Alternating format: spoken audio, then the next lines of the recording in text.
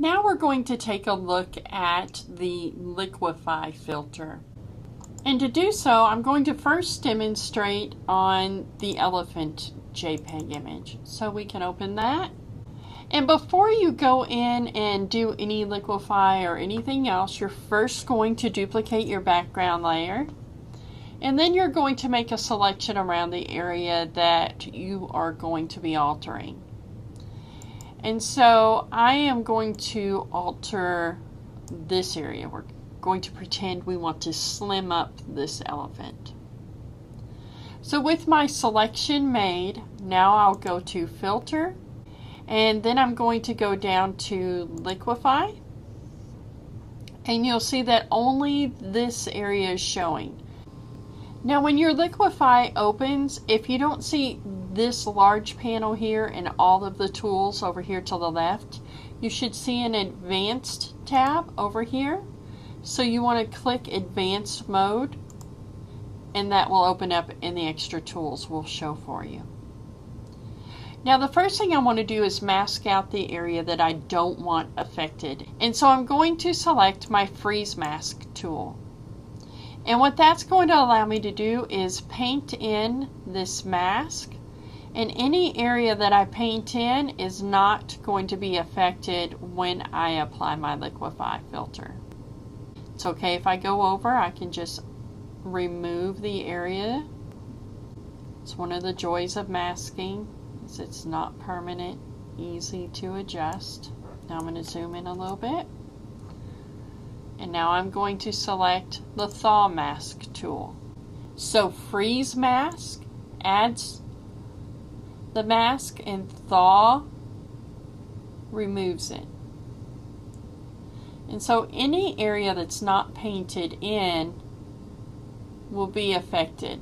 And I know I'm getting a slight area around his stomach here, and that's fine. The main thing is I want to make sure all of the elephant here is available, and over here doesn't really matter because we're not going to really be messing with that area. Now, if I were going to be moving it over to the left, I would use my Push Left tool. However, if I have my Push Left tool selected, and I've got a huge brush, so I'm going to bring it down in. See, when I lift on it, it's moving it to the left. That's not what we want. So I am going to select my Reconstruct tool, and that will just put everything back where it was. Want to have everything back the way I want it.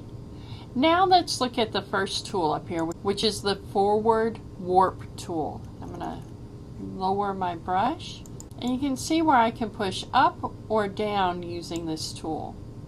And what I want to do is I want to make sure that I have the center over the area that I want to adjust the most. The edges, you're going to see not as much happening around the edge of the brush. Everything is happening more in the center. And see, this wood fence is getting pulled up as I pull up on the stomach here. So it is adjusting that one area. If I click OK, we can see this area here. And what's being stretched out, if we zoom in, we'll see there was some hair or something from the elephant that got masked out, and that's what's being stretched. And so I can go in with my Content Aware, and I could fix the fence here. You may not want to do that effect on animals, etc. as much as you would humans, but definitely a handy tool to know how to use. Next, I'm going to create another background copy, deselect, so Command J, and I'm going to do another selection and go back to Filter and Liquify again, and this time we're going to zoom in and look at the Pucker tool. And if I pucker, you can see where it's slimming by pulling in those pixels. Let's say I want to go with a smaller brush because I want to affect just this one area here, maybe even things up a little bit. Now bloat is just the opposite. Bloat is going to expand the area. So let's say I want to enhance a certain area. Maybe on a gentleman's arms, I want to make his muscles look larger or something. Then I could go in and bloat them using this tool. The twirl clockwise, exactly what it says. It's just twirling it around. For the most part, not a whole lot of use for that tool. Now smoothing is helpful. I'm going to go over to the right and restore all, and under the advanced tab, the restore all gives me the option of resetting everything I had done. And I can load my last mesh, and that'll show me exactly what I did last time. Again, if I don't want that to be a part of this image, I can just restore all and start over. And so for this one, let's say we want to use pucker instead, and we go in and we pucker this fella. When I've adjusted the image to the point where I'm satisfied, now I can go in and I can select my smooth option, and I can go in and smooth out the edge, which gives me a more authentic looking enhancement. So when I'm ready, I'll go OK, and we can see the before and the after. It's a much more subtle change than what we saw the first time, but again, we're about enhancing, not completely changing. So what you're going to do is, for 10F, you are going to go to your Chapter 10 folder and select Liquify JPEG, and you are going to reduce the bulge right here around her swimsuit top, and then also right here. So the first step will be to duplicate the background layer. The next step will be to make your selection, and you can choose to do it in pieces, or what I would recommend is to use your marquee tool and come in and do your selection like that. Go into filter, select Liquify, and go in and adjust down her waist and around her swimsuit top so that there's no bulge. Again, our goal is to enhance. Go in, and I'm going all the way around the edge here.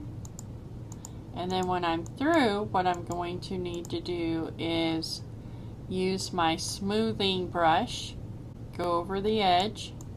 Some areas I may need more than others.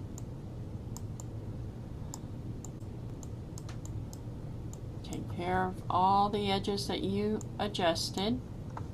And then when you're through, you'll click OK, and you can see if you still need some work in some areas, and you just go back to filter, you go back in Liquify, and you maybe take care of those individual areas using some of the different tools.